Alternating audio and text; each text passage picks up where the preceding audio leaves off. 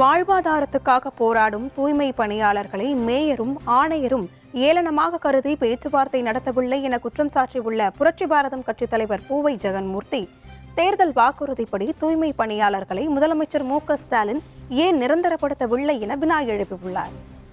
Corona காலகட்டத்தில் இவருடைய காலிலே விழுந்து கூட வணங்கிய அமைச்சர்கள் இன்றைக்கு எங்கே போனார்கள்? நீதிமன்ற ஆணை வருவதற்கு காலதாமதம் ஏற்படும், அதற்குள்ளாக கூட நாம் தாமதிக்க வேண்டாம், உடனே இவர்களை பணியில் நிரந்தரம் செய்ய வேண்டும் என்று சொன்ன முதலமைச்சர் ஏன் இன்னும் இவர்களை அழைத்து பேச்சுவார்த்தை நடத்தவில்லை?